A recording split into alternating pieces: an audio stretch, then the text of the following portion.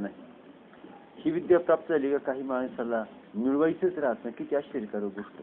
ही साधी गोष्ट नाही. म्हणून परमार्थ करणं म्हणजे इतकं चांगलं काहीच करणं नाही.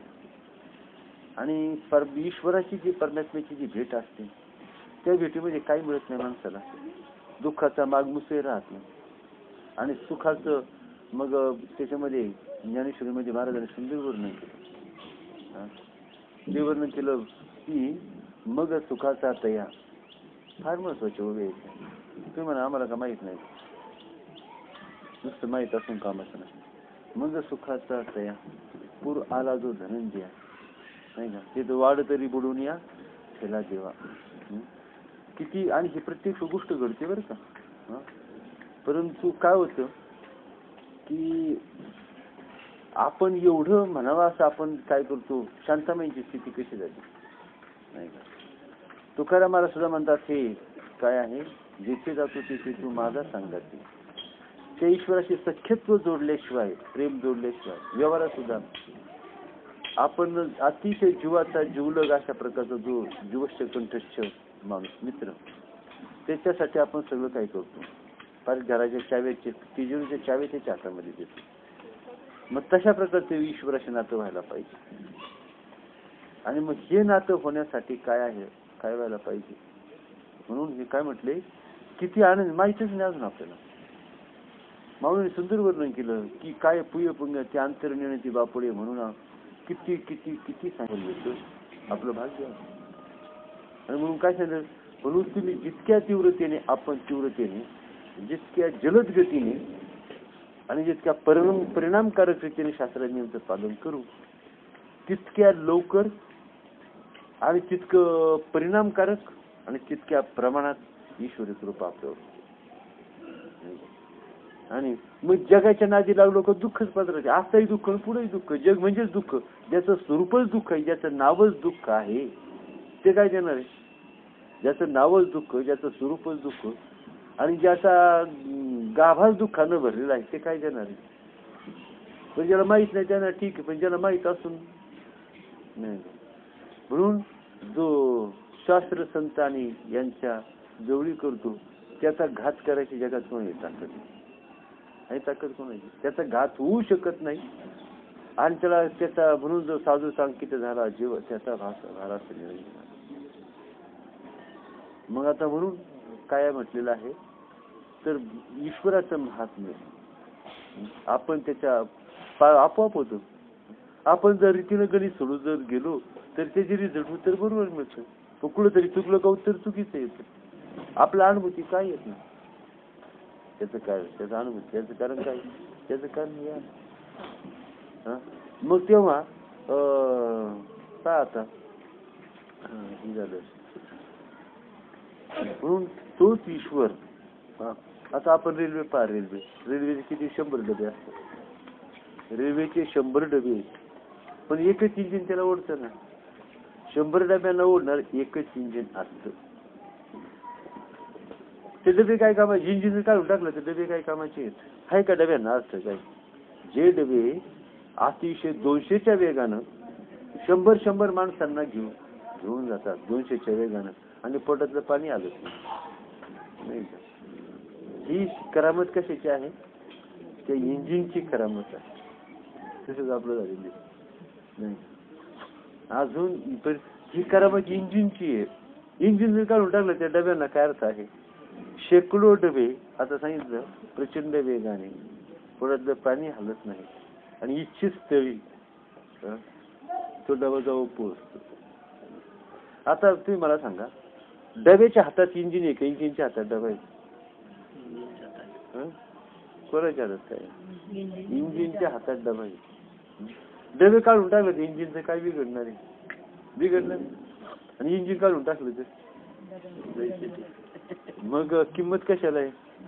आणि आपण कशाला देतो डब्याला. इंजिनचा कधी तपास केला का नाही. तपास इंजिन महत्वाचं. शेकडोच्या शेकडो डबे बरं हे असंख्य डबे असतात 1 2 3 सगळ्या डब्यांना एकच इंजिन असतं का. प्रत्येकाचे इंजिन वेगळं असतं. एकच इंजिन आहे सगळ्या डब्यांना. सगळ्या डब्यांना एकच इंजिन आहे. असंच आहे हे इंजिन अशाच प्रकारचे तेव्हा आता म्हणून इंजिनियरला महत्व आहे. इंजिनियरला महत्व आहे. पण इंजिनियरची पूजा करीत बसलं तर डब्याचं काय करतील का? उपयोग डब्याचा करायचा आहे. उपयोग डब्याचा करायचा पण नमस्कार इंजिनला करायचा का? म्हणजे तुमचं एक एक शब्द ऐकून मला अगदी भाव समाधी प्राप्त होते, तन्मयता मला प्राप्त होते.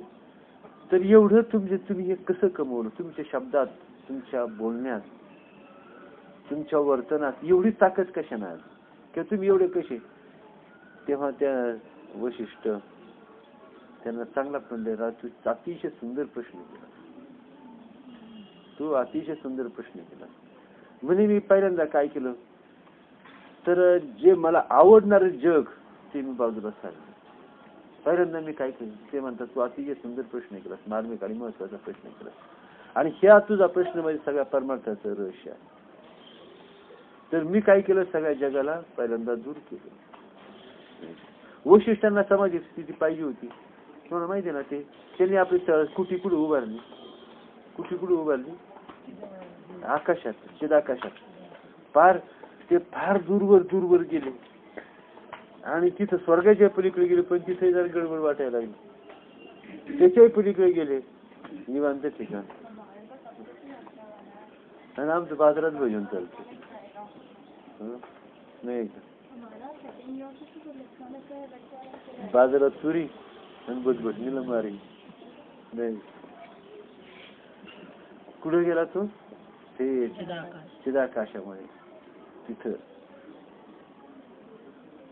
तर तिथं म्हणतात की मी जगाला विसरण्यासाठी म्हणजे जगा पहिल्यांदा मी काय केलं पूर्णपणे जगाला पूर्णपणे मी टाकूनच दिलं. हे फार गरम आहे बरं का परमात्मा. मग काय सांगितलं की जो म्हणून त्याला विनमुख होणं जगाला विनमुख होणं. आणि दुसरी गोष्ट म्हणे मी काय केलं तर मी जगाला विसरलो, जगाला अलिप्त झालो आणि मी ध्यान धारणेचा अभ्यास केला. त्या दोन गोष्टी मी केल्या. निरंतर मी काय केलं अतीत एकाग्रतेने तन्मय होऊन मी त्या आत्मतत्वाचं मी चिंतन केलं. एकरूप झालो त्याच्याशी. काय ध्यान म्हणजे त्याला माहिती ध्यान धारणा केली. म्हणून एकाग्रतेने भगवत चिंतन, त्या आत्मतत्वाचं चिंतन. परंतु आत्मतत्वाचं चिंतन कसं? आता तुम्हाला एक सांगतो. साधी सुषुप्ती अज्ञानात्मक ब्रह्मसुख आहे, अज्ञात ब्रह्माचं सुख आहे सुषुप्तीने. एक अज्ञात ब्रह्माचं सुख जर घ्यायचं असेल तरी मन बुद्धी इंद्रियांचा लय करावा लागतो. फार महत्वाचा विचार.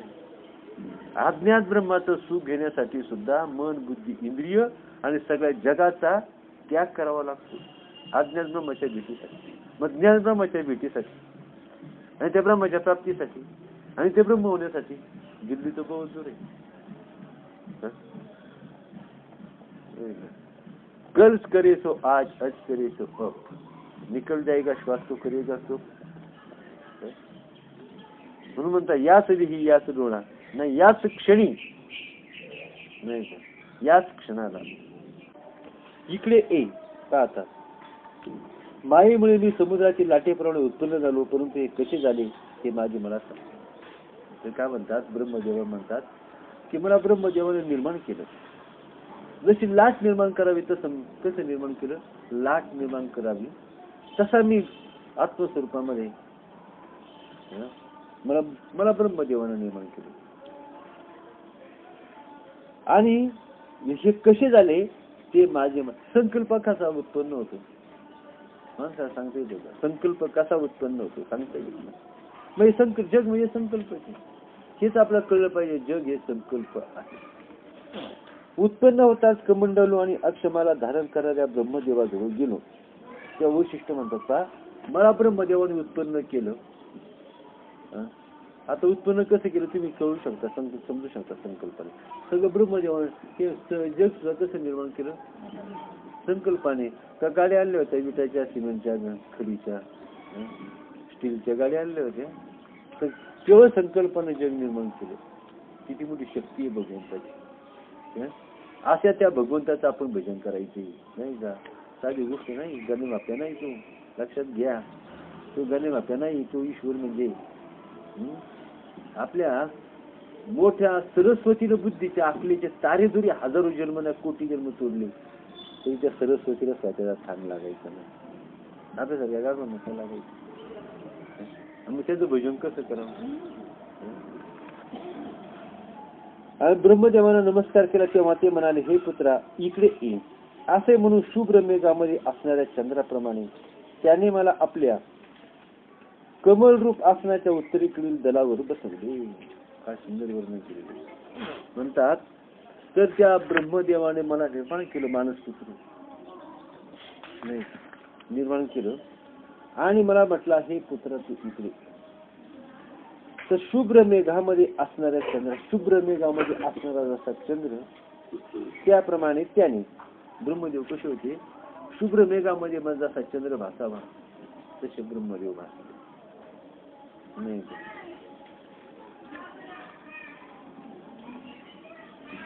काय वर्णन करावं तुम्हाला सांगतो. नृत्य कटिक या नावाचं नाटक आहे, मी ते नाटक शिकवत होते बरं का. तर त्यामध्ये एक असा प्रसंग आला आहे. तर त्या एका नाटकामध्ये तो शकार नावाचं पात्र आहे. तर तो जुन्या काळातली घटना आहे. त्या नाटकाचा प्रसंग, तो राजाच्या दरबारचा सेवक असतो शकार, आणि तो राजदरबार सुटला की आपल्या घरी जातो. आणि त्या दरबारामध्ये त्या बागेत जाताना अशीच बाग असते आणि त्या बरोबर काय असतं त्या बागेमध्ये तो जेव्हा घरी जात असतो तेव्हा तिथे एक सुंदर स्त्री फिरायला येतात नाही. आणि सुंदर स्त्री फिरायला येते. मग त्याच्यात तो जरा बिंडूक असतो.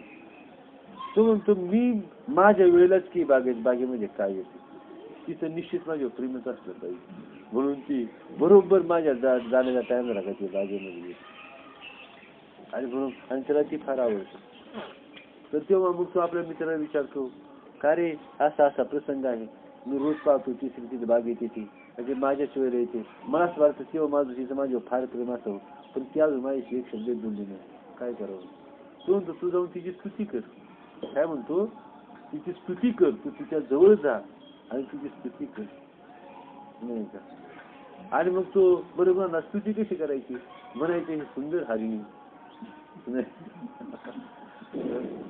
तुझे डोळे एखाद्या हरणीसारखे सुंदर आहेत, तू अतिशय सुंदर आहे, अतिशय चपळ आहे, असं म्हटलं वर्णन करायचं. म्हटलं अशी स्तुती करायची ना, बरोबर. आणि म्हटलं पण तुझी पण स्तुती कर म्हटलं, त्याच्यावर तुझ्या प्रेमाची तर व्यक्त कर म्हटलं, तिची स्तुती करायची व्यक्त कर. मग हा तिच्या जो म्हणला तर त्याने पाठच करून ठेवली. दुसऱ्या दिवशी त्या बागेमध्ये गेला, तिच्या जवळ गेला, म्हटलं, हे सुंदर हरिणी, तुझे डोळे किती सुंदर आहेत, तू दिसायला किती सुंदर आहेस, तुझे एखाद्या हरणासारखी पुढे पुढे किती चपलतेने पळते, आणि मी तुझ्या प्रेमाने वेळा झालो आहे, तू हरणीप्रमाणे पुढे पुढे पळते, आणि एखाद्या उधळलेला गारवासारखं तुझ्या मागे लागतो.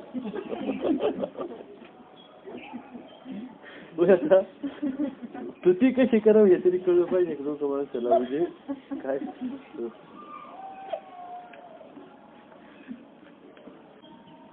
म्हणजे नंतर हंस आणि सारस पक्ष्यांशी बोलतात त्याप्रमाणे मृगाजी म्हणजे काय, हरणाचं कातर ऋषीमुनी धारण करतात.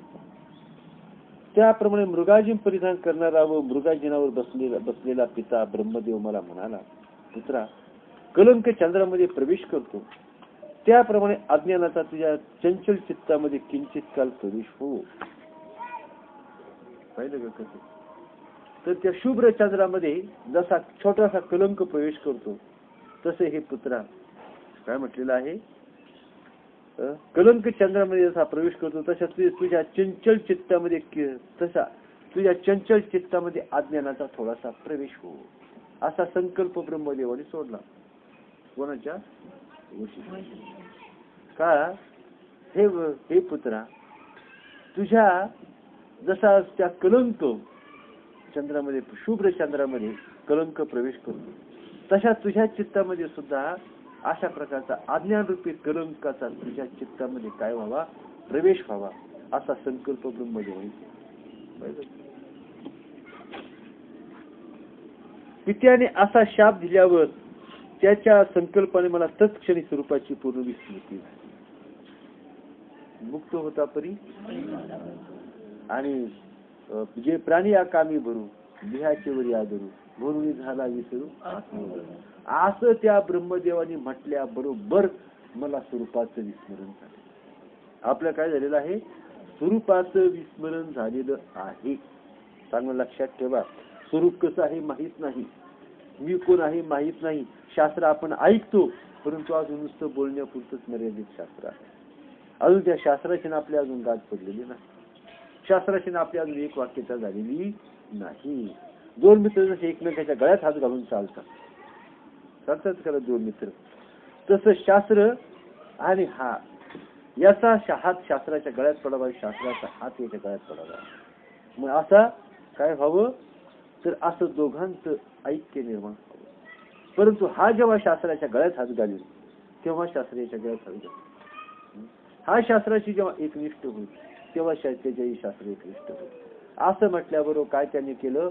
का तुझ्या बुद्धीमध्ये चित्तामध्ये अज्ञान रूपी कलंकाचा प्रवेश व्हावा. आणि त्याबरोबर म्हणतात मला आत्मस्वरूपाची एकदम स्मृती झाली, आत्मज्ञानाची झाली. जसं माणसा एकदम स्मृती भ्रंश व्हावा तशा प्रकारचं वैशिष्ट्यांना झालं. आपल्याला किती वाईट स्थितीमध्ये आहोत आपल्याला माहिती आहे का? एखाद्या निर्दय मनुष्याप्रमाणे मी दिन आणि मूड बनवून दुःख व शोक यांच्या योगाने संतप्त झालो. आणि म्हणून ते काय म्हणतात, एखाद्या दिन म्हणजे काय म्हणतात पहा कसं आहे काही स्थिती झाली त्यांची. एखाद्या निर्धन अतिशय श्रीमंत मनुष्य, सद्दाम हुसेन माहिती आहे ना, सद्दाम हुसेन, तो एकदम असा प्रसंगाला एकाच क्षणाला घात केला आणि स्वायत्त सत्ता भोगणारा, विश्व सत्ता भोगणारा तो सद्दाम हुसेन अमेरिकेचा काय झाला, कैदी बांधला. माहिती आहे ना की वाईट प्रसंगाला. मग तशाच प्रकारे तर अज्ञानाचं आवरण आलं आणि वैशिष्ट्य काय झाले तर दीन, मूड आणि दुःखी आणि कष्टी आणि दुःखाने संतप्त झाले. एका क्षणात त्यांच्यामध्ये आनंद, सामर्थ्य, वैभव, सुख, शांती हे सगळे काय झाले, नष्ट झाले. केवळ अज्ञानाचा शिरकाव झाला म्हणून एवढं झालं. अज्ञान म्हणजे काय? मी ब्रह्म आहे हे माहित नाही याला म्हणायचं अज्ञान. मी देह आहे असं समजणे याला म्हणायचं अज्ञान. किती मोठं वाईट घटना घडलेली आहे होय, किती वाईट घटना घडलेली. पण आपल्याला काय झोप यावी का? आपल्याला आपलं राज्य शत्रूनं हिरावून नेलं किंवा आपली बायको जर पळून नेली कोणी किंवा आपलं मूल जर कोणी पळून नेलं, माणसाला काय वाटेल? पण एवढं आपलं स्वरूप साम्राज्य हिरावून नेले तरी आपण डराडूर बोलतोय, डराडूर बोलतो, काहीच वाटत नाही. याची खंत ज्याला वाटेल त्या उंदराप्रमाणे तो त्याच्या प्राप्तीचा प्रयत्न केला. मी संतप्त झालो त्यावेळी हा दुष्ट कष्टमय संसार कसा उत्पन्न झाला. मग हा जो संसार आपल्याला अत्यंत प्रिय, त्या संसारात ते काय म्हणतात, हा दुष्ट संसार, हा कष्टमय संसार कसा उत्पन्न झाला असा विचार मनात येऊन मी निश्चेष्ट बसलो. माझी ती स्थिती पाहून तो दयाळू पिता मला म्हणाला, बाळ तुला दुःख झाले असेल तर त्याच्या निवृत्तीचा उपाय तुम्हाला विचार. दुःख कोणी दिलं? त्यांनी दिलं नाही का? दुःख कोणी दिलं? त्यांनी दिलं. आणि म्हणतात बाळा तुला जर दुःख जर झाला असेल तर त्या दुःखाच्या निवृत्तीचा उपाय मला विचार. तुला त्या दुःखातून जर पार जर पडायचं असेल तर हे बाळ पुत्रा तुम्हाला याच्या निवृत्तीचा उपाय विचार. म्हणजे मी तो तुला सांगेन त्या योगाने तू पूर्ण सुखी होशील. आता ब्रह्मदेवाने असं केलं ते चूक का बरोबर? चूक का बरोबर? जेव्हा अतिशय गरीब मुलगी श्रीमंताच्या घरात पडते तेव्हा तिला त्या वैभवाची किंमत कळते. बरोबर आहे का नाही? आपलं राज्य आपण युद्ध करून शत्रूपासून मोठ्या कष्टानं प्राणपणा लावून जिंकून घेतो तेव्हा त्या कष्टाची किंमत त्याला कळते, राज्याची किंमत कळते. बरोबर आहे का नाही? तशी किंमत स्वरूपाची किंमत कळली असते का? तसं आपलं स्वरूप प्राप्त असतं आपण त्या स्वरूपाकडं मोजलं नसेल, किंमतीला पाहिलं नसेल, त्याची किंमत वाटते ना. पण काय झालं, अज्ञानामुळे काय झालेलं आहे, स्वरूपाची किंमत नाही. पित्याचे भाषण ऐकता संसार व्याधी नाहीशी होण्याचा उपाय सर्व भूतांची उत्पत्ती करणाऱ्या पित्याला मी विचारला. पित्यांचे भाषण ऐकतात संसार ही व्याधी आणि तुम्ही त्याच्याला अलंकार समजता. संसार ही काय आहे? व्याधी आहे. आणि आपण अज्ञानाने काय समजतो? अलंकार समजतो. संसार ही खर तर हा रोग आहे. संसार ही व्याधी आहे. संसार हे दुःख आहे. परंतु आपण मूर्खपणाने त्याला अलंकार समजतो, आनंद समजतो आणि फार चांगलं समजतो. हीच आपली मूर्त आहे. विचार समजतो अति महत्वाचा. संसारिक विचाराने, विषयाच्या विचाराने आपली बुद्धी दुर्बळ आणि क्षीण होते आणि मग त्या बुद्धीला आत्मतत्वाचा विचार करायला ती बुद्धी असमर्थ आहे. हा फार गहन विचार नाही का? मग कशा करता ज्ञान दिलं की अज्ञान कसं घालवावं, त्या ज्ञानाची किंमत काय, ते अज्ञान कसं तुला जर मी अज्ञानच या ठिकाणी निर्माण जर केलं नसतं, तुला अज्ञान कसं दुःखमय कळलं नसतं. अज्ञान कसं तुला कळलं नसतं. अज्ञानातून बाहेर कसं पडावं हे कळलं नसतं. हे अज्ञानांना दुःखातून हे जग कसं दुःख भोगीत हे तुला कळलं नसतं. ह्या जगाला आज दुःखातून बाहेर काढण्यात संतांना काय माहिती? त्यांना माहिती, त्यांना मोक्षरेखाला भाग्यवान त्याला संसारिक दुःखही त्यांना माहित आहे आणि पारमार्थिक सुखही त्यांना माहित आहे. ते याचीही भयंकर अतिशय किती म्हणजे ज्याला आपण काय म्हणावं, आज किती अधम आहे, त्याच्या अधमपणाची जाणीव आहे आणि परमार्थिक ज्ञानाच्या उच्चतम स्थितीची जाणीव आहे. आणि म्हणूनच ते काय करतात? संसारिक जीवनांना बाहेर काढतात. संसार जर चांगला असता संतांनी सांगितलं नसतं का तू आणखी चांगला संसार कर, आणखी 2 बंगले घे, आणखी चांगलं दिवसभर त्या संसाराच्या गप्पा मारत राहा, सांगितलं नसतं. मग मौन पाळावं का? संसारातला शब्द एक शब्द कामाचा आहे का? संसारातला एकही शब्द कामाचा नाही. परंतु तो काय शब्द करतो? अनर्थ निर्माण करतो, ज्ञानापासून च्युत करतो, बुद्धी दुर्बळ करतो, अंतःकरण मलिन करतो. विषयाबद्दल उच्चारलेला शब्द यानंतर का तुमच्या त्या मागील हेतू हा की तुला ज्ञान दिले म्हणजे तुझ्यापासून सर्व लोकांचा उद्धार होईल. तो शाप आता नाहीस झाला आहे. आणि म्हणून हा शाप कशा करता? लोक कल्याणाकरता शाप दिला. म्हणजे त्यांना जग कळलं, दुःख कळलं, विनाश कळला आणि जग कसं दुःखमय आहे आणि हे ज्ञान कसं सुख स्वरूपच कसं स्थिर आहे. यातून माणूस का अडकतो हे कळलं. त्यातून त्याला बाहेर कसं काढायचं कसं, त्यांना यथार्थ ज्ञान म्हणजे संतांचा तुम्हाला सांगतो, संत मोठे घातक परी त्यांना नाही ते पातक. त्यांनी किती ते करून करून करून त्यांनी शिव्या जरी दिल्या, द्वेषाने देऊ द्या किंवा आनंदाने देऊ द्या किंवा प्रेमाने देऊ द्या किंवा रागाने देऊ द्या, त्यांचा शब्द जीवाचं कल्याणच कर. जे स्वतः ज्ञान आहे, ज्यांच्या अंतःकरणात ज्ञान आहे, ते कसेही वागू द्या, त्यांचं वागणं जीवाचं कल्याण करतं.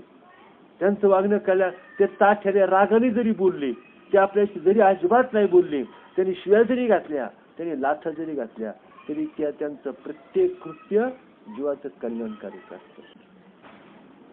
भरतवर्षात जे लोक कर्माचे अधिकारी असतील त्यांना कर्मकांडाचा उपदेश करून क्रमाक्रमाने ज्ञानाचा बोध करतो. व जे बुद्धिमान अविचारी आणि विरक्त चित्त असतील, जे बुद्धिमान विचारी, नुसतं बुद्धिमान नको बरं का, विचारी पाहिजे आणि विरक्त पाहिजे. ज्यांना संसाराबद्दल विरक्ती निर्माण झालेली आहे त्यांना स्वानंदाची प्राप्ती करून देणाऱ्या ज्ञानाचा उपदेश करतो. एक तर कर्म उपासनेचा उपदेश करायचा आणि नंतर ज्ञानाचा उपदेश करायचा. याप्रमाणे कमलातून उत्पन्न झालेल्या माझ्या पित्याने मला आज्ञा केली. तुम्ही आपण लक्षात घ्यायचं बरं का, कोणी समोर बसला माणूस कोणत्या अधिकाराचा आहे त्याला तसा उपदेश करायचा नाही. जोपर्यंत जगाची लोक परंपरा कायम आहे तोपर्यंत मी या भूतलावर राहीन.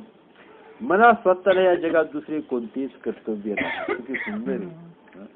असं असावं करतो. कोणतंच ज्ञानाला कोणतंच कर्तव्य नसतं आणि ज्ञानी करताही नसतो, भोगताही नसतो. जो करता नसतो त्याला कर्तव्य नसतं, जो करता असतो त्याला फार कर्तव्य असतं. अहो लय काय सांगायचं. सकाळी हे पहा बॅगेत काढून हा डबा असाच माग आणलाय, डबा खायला सुद्धा टाईम नाही. त्याला तो शहाणपणा वाढतो. मला तुम्ही एवढे मूर्ख आहेत का? मला माहित असं पाहिजे नाही का, अशाला अशी उत्तर द्यायला पाहिजे. डबा खायला सुद्धा वेळ मिळाला नाही, तुम्ही एवढे मूर्ख कसे? काय उत्तर द्यायला पाहिजे? तुम्हाला डबा जर खाता जर आला जर नाही, तुम्ही एवढे मूर्ख कशी? पुढचं बोलून का काही?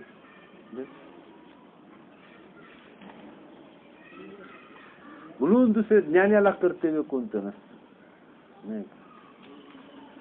उन्मन स्थितीमध्ये मी या भूतलावर संचार करीत आहे.